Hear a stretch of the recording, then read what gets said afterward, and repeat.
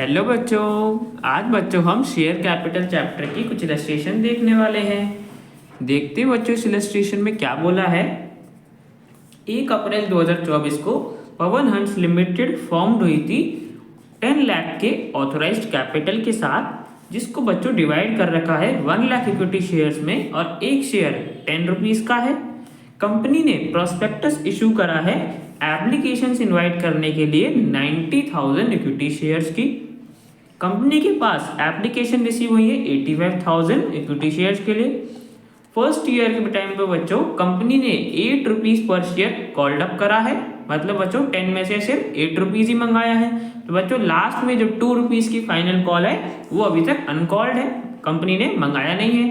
आगे देखते हैं बच्चों, बता रखा कि पारस के पास 1000 शेयर थे, उसने अलॉटमेंट पे नहीं करे है ₹3 पर शेयर की, और फर्स्ट कॉल का अमाउंट ₹2 पर शेयर पे नहीं करा है। जबकि बच्चों देव के पास 2000 शेयर्स थे और देव ने फर्स्ट कॉल पे नहीं करा है ₹2 पर शेयर की।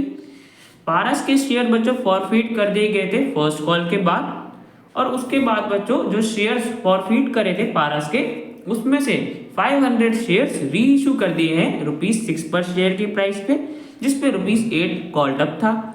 अब बच्चों क्वेश्चन में हमें कंपनी की बैलेंस शीट में शेयर कैपिटल को प्रेजेंट करना है और उसका नोट टू अकाउंट्स बनाना है। तो सबसे पहले बच्चों नोट टू अकाउंट्स बना लेते हैं।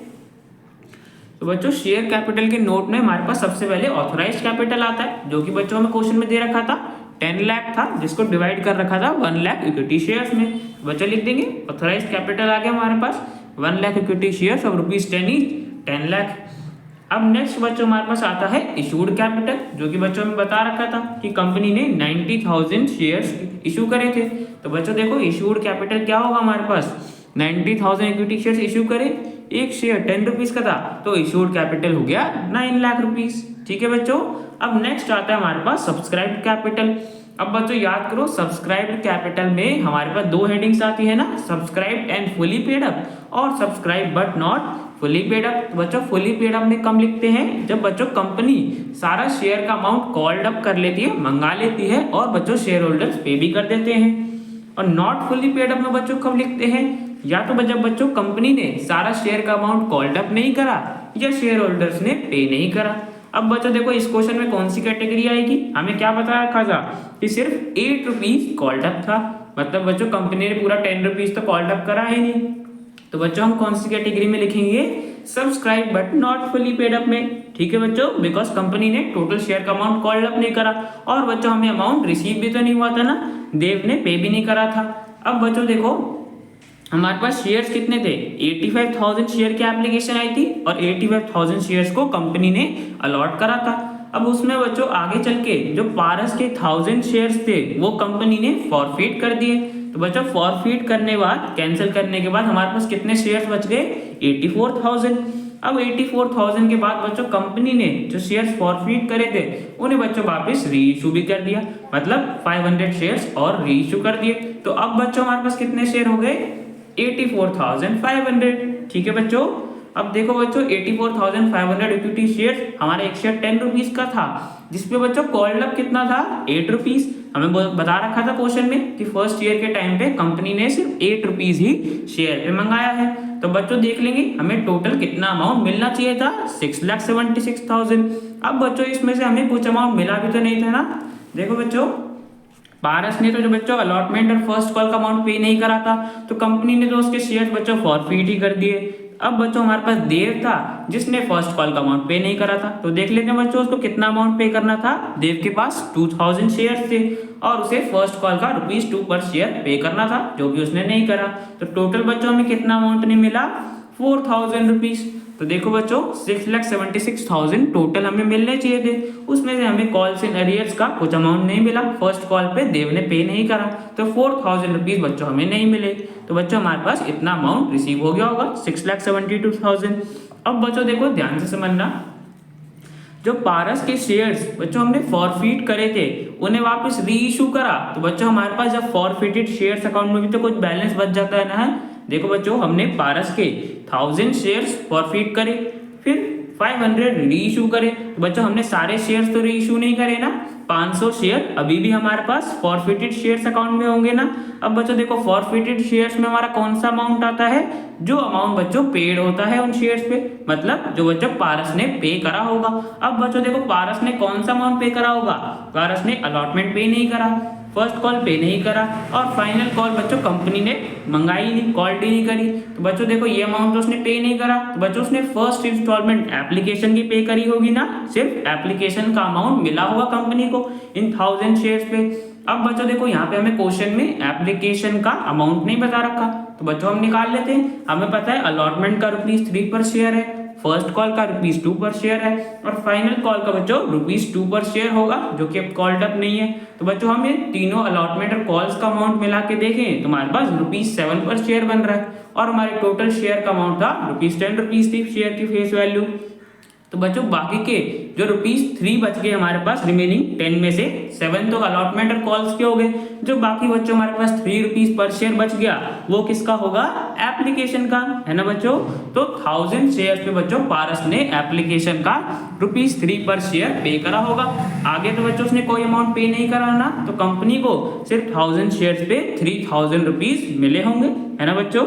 अब देखो 1000 शेयर फॉरफिट करे, उसमें से 500 तो री इशू कर दिए, मतलब बच्चों हमारे पास फॉरफिटेड शेयर्स में कितने शेयर बच गए होंगे, 500, जो 500 री इशू नहीं करे गए। अब बच्चों उन 500 शेयर्स पे हमने कितना अमाउंट फॉरफिट करा, एप्लीकेशन का ₹3। तो टोटल बच्चों हमारे पास फॉरफिटेड शेयर्स अकाउंट में क्या बैलेंस बच गया होगा, 500 शेयर्स जो कंपनी ने री इशू नहीं करे। 1000 के 1000 बच्चों री इशू थोड़ी ना करें, सिर्फ 500 करें, 500 नहीं करें, तो उन्हीं 500 शेयर्स पे जो एप्लीकेशन का ₹3 पर शेयर मिला होगा वो ही बच्चों हमारे पास बैलेंस बच गया होगा फॉरफिटेड शेयर्स अकाउंट में। और बच्चों मैंने बताया हुआ है जब भी हमारे पास फॉरफिटेड शेयर्स अकाउंट में बैलेंस बच जाता है तो उसे हम सब्सक्राइब्ड कैपिटल में ऐड करके दिखाते हैं।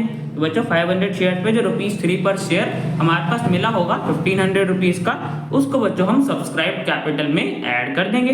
तो बच्चों हमारे पास सब्सक्राइब कैपिटल में बैलेंस आ जाएगा 6,73,500। अब बच्चों इसी बैलेंस को अपने शेयर कैपिटल में प्रेजेंट कर देंगे। तो देखो बच्चों कंपनी की बैलेंस शीट में शेयर कैपिटल को कैसे प्रेजेंट करते हैं, हमारे पास सबसे पहले मेजर हेड आता है इक्विटी एंड लायबिलिटीज, उसके अंडर शेयर होल्डर्स फंड्स, उसके अंडर बच्चों हमारे पास शेयर कैपिटल आता है जिसका हमने नोट बनाया था वो लिख दिया, और जो बच्चों हमारे पास सब्सक्राइब कैपिटल में अमाउंट आया था वो अमाउंट लिख दिया। तो बच्चों हमने कंपनी की बैलेंस शीट में शेयर कैपिटल को प्रेजेंट कर दिया। तो बच्चे क्वेश्चन हमारा कंप्लीट हो गया। देखते हैं बच्चों इस इलस्ट्रेशन में क्या बोला है। नवलक्ष्मी लिमिटेड ने फॉरफिट करे हैं 500 शेयर्स, एक शेयर ₹10 का था। फर्स्ट कॉल का बच्चों ₹3 पर शेयर का अमाउंट की पेमेंट नहीं करी गई थी इन शेयर्स पे, तो कंपनी ने शेयर्स फॉरफिट कर दी। अब बच्चों आगे बता रखा है कि कंपनी ने अभी तक फाइनल कॉल की ₹2 पर शेयर की अमाउंट मंगाया नहीं है। बच्चों अभी तक फाइनल कॉल का अमाउंट नहीं मंगाया गया है। आगे बच्चों बता रहे थे कि जो भी शेयर्स फॉरफिट करे थे उन्हें वापस री इशू कर दिया गया है। अब बच्चों हमें कुछ केस दे रखे हैं, हमें हर केस में जनरल एंट्रीज पास करनी है फॉरफीचर और री इशू के लिए। तो सबसे पहले बच्चों जो शेयर फॉरफिट करे हैं हम उनकी जनरल एंट्री पास कर देते हैं। तो 500 शेयर फॉरफिट करे हैं जिन पे बच्चों कॉल्ड अप कितना था, फाइनल कॉल का अभी तक ₹2 पर शेयर का अमाउंट मंगाया नहीं किया है, मतलब बच्चों ₹10 में से ₹2 तो अनकॉल्ड है, तो बच्चों कॉल्ड अप कितना होगा ₹8। तो देखो बच्चों हर केस में हमारे पास फॉरफीचर की जनरल एंट्री तो सेम ही होगी। तो शेयर कैपिटल अकाउंट को हम डेबिट कितने अमाउंट से करेंगे, 500 शेयर्स पे ₹8 कॉल्ड अप था, तो बच्चों हमने शेयर कैपिटल अकाउंट को डेबिट कर दिया 4000 से, इतने से बच्चों हमारी लायबिलिटी कम हो गई। अब बच्चों हमें देखना है इतने शेयर्स पे अमाउंट कितना रिसीव हुआ था। तो बच्चों देखो फर्स्ट कॉल का ₹3 पर शेयर पे नहीं करा था, तो बताओ ₹8 हमारे पास टोटल कॉल्ड अप था, उसमें से ₹3 पर शेयर पे नहीं करा, मतलब बच्चों जो रिमेनिंग ₹5 पर शेयर था वो बच्चों पे कर दिया गया होगा। तो फॉरफिटेड शेयर्स अकाउंट को बच्चों हम क्रेडिट करेंगे कितने अमाउंट से, 500 शेयर्स पे हमें ₹5 पर शेयर मिला होगा। ₹8 बच्चों टोटल कॉल्ड अप था, उसमें से ₹3 पर शेयर हमें रिसीव नहीं हुआ, तो रिसीव कितना हुआ होगा, रिमेनिंग ₹5। तो टोटल बच्चों हम फॉरफिटेड शेयर्स अकाउंट को क्रेडिट कर देंगे ₹2500 से। अब बच्चों जो अमाउंट हमें रिसीव नहीं हुआ था फर्स्ट कॉल का उसको बच्चों हम क्रेडिट कर देंगे। तो 2 share first call account credit कर दिया, 500 शेयर्स पे हमें ₹3 पर शेयर रिसीव नहीं हुआ। ठीक है बच्चों, तो हमने शेयर्स की फॉरफीचर की जनरल एंट्री पास कर दी। अब बच्चों हर केस में देखते हैं री इशू के लिए क्या बोला है। केस 1 में बच्चों बता रखा है शेयर्स री इशू करे गए हैं 5 रुपीज पर शेयर के प्राइस पे। तो बच्चों देखो हमारे पास क्वेश्चन में कॉल्ड अप कितना था, 8 रुपीज पर शेयर। अब बच्चों देखो हम 8 रुपीज पर शेयर को इशू कर रहे हैं 5 रुपीज के प्राइस पे। तो बच्चों देखो डिस्काउंट पे इशू कर रहे हैं ना, 3 रुपीज के डिस्काउंट पे इशू कर रहे हैं। तो देखो बच्चों हमें अमाउंट कितना रिसीव होगा, 5 रुपीज के प्राइस पे इशू करा है। तो बच्चों बैंक अकाउंट को हम डेबिट करेंगे 500 शेयर्स पे, 5 रुपीज हमें रिसीव हुआ है, 2500 से डेबिट कर देंगे। ठीक है बच्चों, और 3 रुपीज का बच्चों मैंने बताया डिस्काउंट दिया है, बिकॉज हम 8 रुपीज के शेयर को 5 रुपीज में इशू कर रहे हैं, तो 3 रुपीज का डिस्काउंट दिया गया है पर शेयर 500 शेयर्स पे। तो फॉरफिटेड शेयर्स अकाउंट को बच्चों हम डेबिट कितने अमाउंट से करेंगे, 1500 से। 1500 का डिस्काउंट दिया गया है इन शेयर्स के री इशू पे। और बच्चों शेयर कैपिटल को तो हम अपने कॉल्ड अप अमाउंट से क्रेडिट करेंगे। 500 शेयर्स पे 8 रुपीज कॉल्ड अप था, तो 4000 से बच्चों हमने शेयर कैपिटल को क्रेडिट कर दिया। ठीक है बच्चों, केस फर्स्ट में हमने डिस्काउंट पे री इशू करा है। अब बच्चों देखो री इशू करने पे हमें फायदा भी तो हुआ होगा ना, कितना फायदा हुआ होगा वो देख लेते हैं। तो बच्चों देखो सबसे पहले हमने फॉरफीट कितना करा था इन शेयर्स पे, 2500 रुपीज।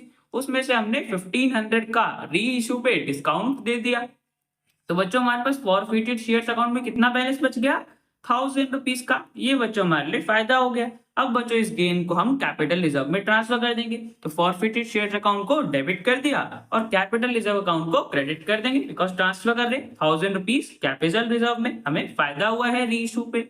बच्चों केस 1 पे आपके हमारा कंप्लीट हो गया। अब बच्चों केस 2 देखते हैं। केस 2 में बच्चों बता रखे हैं शेयर रीइश्यू करे गए हैं 9 रुपीज पर शेयर के प्राइस पे। इसमें बच्चों 8 रुपीज कॉल्ड अप था, तो बच्चों 8 रुपीज का शेयर हमने 9 रुपीज के प्राइस पे इशू करा है, ज्यादा प्राइस पे इशू करा है। तो बच्चों हमें क्या पता चल गया, प्रीमियम पे इशू करा है, 1 रुपीज के प्रीमियम पे री इशू करा है। तो बच्चों देखो हमें अमाउंट कितना रिसीव होगा, 9 रुपीज पे री इशू कर रहे हैं, तो बैंक अकाउंट को हम डेबिट कर देंगे। 500 शेयर्स पे हमें 9 रुपीज पर शेयर रिसीव हुआ होगा। टोटल बच्चों हमें 4500 रुपीज रिसीव हुए होंगे। अब बच्चों 9 रुपीज में से 8 रुपीज हमारे पास कॉल्ड अप था, मतलब शेयर कैपिटल में हम कॉल्ड अप वाला अमाउंट ट्रांसफर कर देंगे। और जो 1 रुपीज हम एक्स्ट्रा चार्ज कर रहे हैं वो बच्चों प्रीमियम का था, वो हम सिक्योरिटीज प्रीमियम अकाउंट में ट्रांसफर कर देंगे। तो बच्चों शेयर कैपिटल अकाउंट को हमने क्रेडिट कर दिया। 500 शेयर्स पे 8 रुपीज की हमारी शेयर की फेस कॉल्ड अप वैल्यू थी, तो 4000 से क्रेडिट कर दिया। और बच्चों जो 1 रुपीज का हम प्रीमियम ले रहे थे उसे हमने सिक्योरिटीज प्रीमियम अकाउंट में ट्रांसफर कर दिया। 500 शेयर्स पे 1 रुपीज का प्रीमियम। ठीक है बच्चों, अब बच्चों इस केस में भी हमारे पास री इशू करा है, कुछ फायदा हुआ होगा। तो देखो बच्चों क्या हुआ होगा, हमने फॉरफिट कितना करा था, 2500। और बच्चों इस केस में तो हमने कोई डिस्काउंट ही नहीं दिया, बल्कि प्रीमियम पे इशू करा है। तो बच्चों जो 2500 हमारे पास फॉरफिट हमने करे थे वो बच्चों हमारे लिए टोटल एंटायर अमाउंट ही गेन हो गया। अब बच्चों इस अमाउंट को हम कैपिटल रिजर्व में ट्रांसफर कर देंगे। तो फॉरफिटेड शेयर्स अकाउंट को क्रेडिट कर दिया और बच्चों ट्रांसफर कर दिया कैपिटल रिजर्व में, तो कैपिटल रिजर्व अकाउंट को क्रेडिट कर दिया। तो बच्चों जो हमें री इशू करने पे फायदा हुआ था, जो हमने अमाउंट फॉरफिट करा था उसे हमने कैपिटल रिजर्व में ट्रांसफर कर दिया। अब बच्चों केस 3 देख लेते हैं। केस 3 में बच्चों बता रखा है शेयर्स री इशू करेंगे 8 रुपीज पर शेयर के प्राइस पे, जो कि फुली पेड अप थे। मतलब बच्चों फुली पेड अप का मतलब क्या हो गया, जो 10 रुपीज का शेयर था वो फुली पेड अप है। तो 10 रुपीज का शेयर बच्चों हमने 8 रुपीज के प्राइस पे इशू करा है। मतलब बच्चों केस 3 में हमने डिस्काउंट पे इशू करा है ना, 10 रुपीज का हमारा शेयर था जिसे हमने 8 रुपीज पे इशू करा है, 2 रुपीज के डिस्काउंट पे री इशू करा है। तो केस 3 में बच्चों हमारे पास अमाउंट कितना रिसीव हुआ होगा, 8 रुपीज के प्राइस पे करा है, तो 500 शेयर्स पे हमें 8 रुपीज पर शेयर रिसीव हुआ होगा। तो बैंक अकाउंट को हम डेबिट कर देंगे 4000 से। ठीक है बच्चों, और हमने डिस्काउंट कितने का दिया, 10 रुपीज का शेयर 8 रुपीज के प्राइस पे री इशू करा, तो 2 रुपीज का बच्चों हमने डिस्काउंट दिया। उस डिस्काउंट को बच्चों हम डेबिट कर देंगे फॉरफिटेड शेयर्स अकाउंट में। तो 500 शेयर्स पे हमने 2 रुपीज का डिस्काउंट दिया, तो 1000 से डेबिट कर दिया। ठीक है बच्चों, और शेयर कैपिटल को हम किस अमाउंट से क्रेडिट करेंगे, फुली पेड बोल रखा है, मतलब शेयर की फेस वैल्यू जो कि 10 रुपीज थी। तो 500 शेयर्स के हिसाब से 10 रुपीज पर शेयर का, तो हमने शेयर कैपिटल को क्रेडिट कर देंगे 5000 रुपीज से। ठीक है बच्चों, हमने शेयर की जो री इशू करा उसकी जनरल एंट्री पास कर दी। अब बच्चों देखो हमारे पास फायदा क्या हुआ, हमने फॉरफिट कितना करा था इन शेयर्स के, 2500 रुपीज फॉरफिट करे थे। उसमें से बच्चों हमने डिस्काउंट कितना दे दिया, 1000 रुपीज री इशू पे डिस्काउंट दे दिया। अभी भी बच्चों हमारे पास 1500 रुपीज बचे होंगे ना फॉरफिटेड शेयर्स अकाउंट में, ये हमारे लिए फायदा हो गया। अब बच्चों इस फायदे को हम कैपिटल रिजर्व में ट्रांसफर कर देंगे। तो बच्चों जो रेशियो पे फायदा हुआ था उसे हमने कैपिटल रिजर्व में ट्रांसफर कर दिया। बच्चों केस 3 भी हमारा कंप्लीट हो गया। अब बच्चों लास्ट केस देख लेते हैं। केस 4 में बच्चों बता रखा है शेयर्स रीइश्यू करे गए हैं 12 रुपीज पर शेयर के प्राइस पे, जो कि फुली कॉल्ड अप था। मतलब बच्चों फुली कॉल्ड अप क्या, 10 रुपीज की शेयर की फेस वैल्यू थी, वो फुली कॉल्ड अप था। तो 10 रुपीज का शेयर बच्चों हमने 12 रुपीज के प्राइस पे रीइश्यू करा है। तो बच्चों 2 रुपीज हम ज्यादा चार्ज कर रहे हैं ना रीइश्यू पे, 2 रुपीज के हायर अमाउंट पे इश्यू करा है। तो बच्चों 2 रुपीज किसका अमाउंट हो गया, प्रीमियम का, प्रीमियम पे रीइश्यू करा है। तो बच्चों बैंक अकाउंट को हम डेबिट कर देंगे, 12 रुपीज के प्राइस पे हमने रीइश्यू करे हैं 500 शेयर्स को। तो टोटल बच्चों हमारे 6000 रुपीज का अमाउंट रिसीव हुआ होगा रीइश्यू पे। अब बच्चों देखो 12 रुपीज में से हमारे पास जो फेस वैल्यू थी वो तो बच्चों शेयर कैपिटल के लिए थी, और जो 2 रुपीज वो हमारा प्रीमियम था, प्रीमियम पे रीइश्यू करा है। तो शेयर कैपिटल अकाउंट को हम डेबिट कर देंगे, 500 शेयर्स पे 10 रुपीज के प्राइस पे रीइश्यू करा, फेस वैल्यू थी 5000 रुपीज, वो हमने शेयर कैपिटल में ट्रांसफर कर दिया। और बच्चों जो 2 रुपीज था वो हमने प्रीमियम का चार्ज करा था, तो वो सिक्योरिटीज प्रीमियम अकाउंट में ट्रांसफर कर दिया। बच्चों हमारे पास रीइश्यू की जर्नल एंट्री पास कर दी। अब बच्चों देख लेते हैं हमारे पास फायदा कितना हुआ होगा। बच्चों फायदा तो हमें एंटायर अमाउंट 2500 रुपीज का हुआ होगा जो हमने फॉरफिट करा था, बिकॉज बच्चों इस केस में तो हमने कोई डिस्काउंट दिया ही नहीं बल्कि प्रीमियम पे इशू करा है। तो जो 2500 हमने फॉरफिट करे वो बच्चों हमारे लिए गेन हो गया। अब बच्चों इस गेन को हम कैपिटल रिजर्व में ट्रांसफर कर देंगे। तो बच्चों कैपिटल रिजर्व में अमाउंट ट्रांसफर कर दिया। तो बच्चों यहाँ पे हमारे सारे केसेस कंप्लीट हो जाते हैं। तो बच्चे क्वेश्चन हमारा कंप्लीट हो गया। अब मिलते हैं नेक्स्ट वीडियो।